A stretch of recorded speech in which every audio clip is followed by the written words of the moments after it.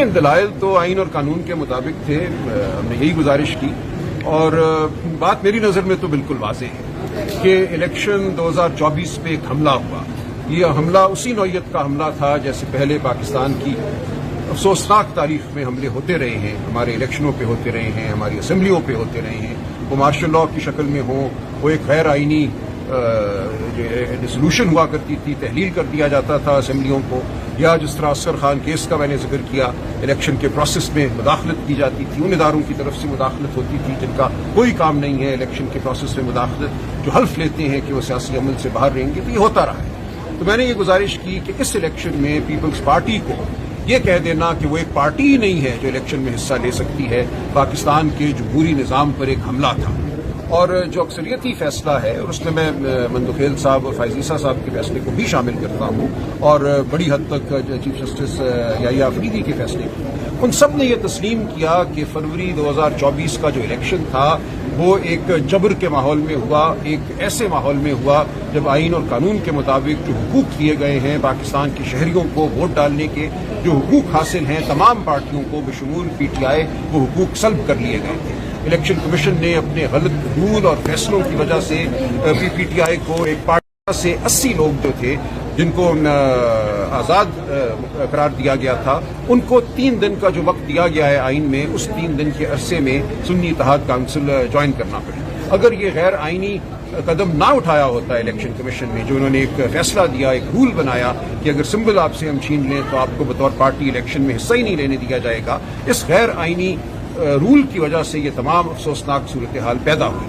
تو میجورٹی نے، 8 جج صاحبان نے اور دیگر 2 اور یحییٰ آفریدی صاحب نے اس کو مانا کہ یہ صورتحال ٹھیک نہیں تھی، اور مندوخیل صاحب اور یحییٰ آفریدی نے ہمیں 39 سیٹیں دیں، باقی 8 جج صاحبان نے 80 سیٹیں دی، اور کہا تصور کیا جائے گا کہ یہ 80 لوگ جنہوں نے سنی اتحاد کونسل میں شمولیت اختیار کی وہ در حقیقت پی ٹی آئی ہی کے ایم این اے تھے، اور یہ شمولیت جو تھی ایک جبر کے تحت ہوئی، اس لیے اس شمولیت کا کوئی اثر نہیں ہوگا پی ٹی آئی کی پارلیمانی پارٹی کے طور پہ پارلیمان میں موجودگی پر. تو پی ٹی آئی کو پارلیمان میں موجود پارلیمانی پارٹی مانا گیا، اور 80 کے تناسب سے حکم دیا گیا کہ خواتین کی نشستیں اور غیر مسلم ہمارے بہنوں بھائیوں کے لیے جو مختص نشستیں ہیں وہ دی جائیں.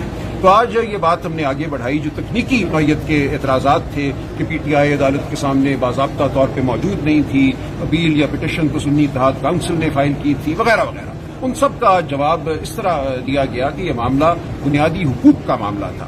الیکشن کا عمل، اس میں ووٹ ڈالنے کا عمل، اس میں ایک سیاسی پارٹی کی شمولیت کے تمام بنیادی حقوق کے معاملات ہیں. اور جب بنیادی حقوق کو تلف کیا جاتا ہے تو آئین کے آرٹیکل 184(3) کے تحت کورٹ کا یہ فرض بن جاتا ہے، اس کے سامنے خواہ اپیل ہو یا کوئی اور پٹیشن ہو، کسی بھی معاملے میں آئین کے جو بنیادی حقوق ہیں ان کو سربلند کرنا، ان کا اطلاق کرنا ضروری ہے. اور ایسے میں یہ نہیں دیکھا جاتا کہ کون عدالت کے سامنے موجود ہے، کون موجود نہیں ہے، کیونکہ یہ پاکستان کے 25 کروڑ عوام کے حقوق ہیں. عدالت نے ان کے حقوق کا تحفظ کرنا ہے. یہ ہرگز نہیں کہا جا سکتا کہ آپ نے اپنی پٹیشن میں یہ جملہ نہیں لکھا، آپ نے یہ استدعا نہیں کی اس لیے ہم آپ کو ریلیف نہیں دیں گے. ریلیف پی ٹی آئی کو نہیں دی گئی. جو فیصلہ دیا گیا ہے وہ پاکستان کے عوام کے حق میں دیا گیا ہے، جمہوریت کے حق میں دیا گیا ہے. یہ آج ہماری گزارشات تھی، اور عدالت نے توجہ سے آج سنی ہے. ظاہر ہے عدالت کی جانب سے سوالات ہوتے ہیں، ان سوالات کے جواب دیے، اور پیر والے دن انشاءاللہ یہ گزارشات جاری رہیں گی. سر، کل ایک فضل جج نے کہا تھا کہ آپ ان سیٹوں کے حوالے سے اگلے الیکشن کی تیاری کریں، تو اس میں آپ کو لگتا ہے کہ سیٹیں ملیں گی؟ دیکھیے، میں کچھ نہیں کہنا چاہتا کہ کیا ہوگا. دیکھیے، وہ تو جج صاحب جو ہیں ان کا تو پہلے جو فیصلہ ہے وہ بالکل واضح ہے. 2 جج صاحبان نے، جسٹس مبین الدین صاحب نے اور جسٹس نعیم اختر افغان صاحب نے تو یہ فیصلہ دیا ہوا ہے نا کہ کوئی سیٹ پی ٹی آئی کو نہیں ملنی چاہیے. یہ وہ 2 اقلیتی جج ہیں. باقی 11 نے تو یہ مانا ہے کہ پی ٹی آئی کو سیٹیں ملنی چاہیے. تو انہوں نے اپنے اسی جو ان کا ایک نقطۂ نظر ہے اس کو دہرایا کل، تو وہ کوئی تعجب کی بات نہیں تھی.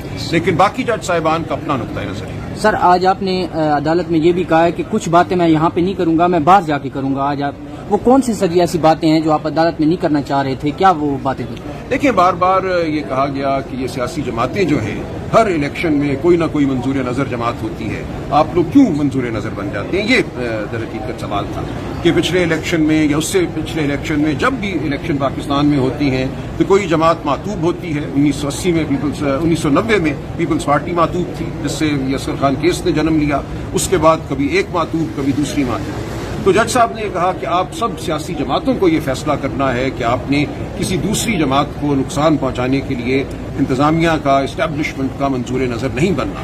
جب اس ملک میں اس پہ اتفاق رائے ہو جائے گا تو معاملات ٹھیک ہونا شروع ہو جائیں گے. تو اس حد تک تو میں اس بات سے اتفاق کرتا ہوں کہ اس ملک میں بالکل ایک کنسنسس ہونا چاہیے. ہم سب کا یقین ہونا چاہیے جمہوریت پر. ہم سب کا یہ ایک مشترکہ فیصلہ ہونا چاہیے کہ ہم کبھی کسی کی انگلی نہیں پکڑیں گے, کسی کی گود میں نہیں بیٹھیں گے, کسی بیساکھی کا سہارا نہیں لیں گے. اور میں اسی لیے آپ کے سامنے کھڑا ہوں, اسی اصول کو سربلند کرنے کے لیے کھڑا ہوں کہ پاکستان کے عوام کا حق ہے کہ ان کو جمہوریت ملے. اور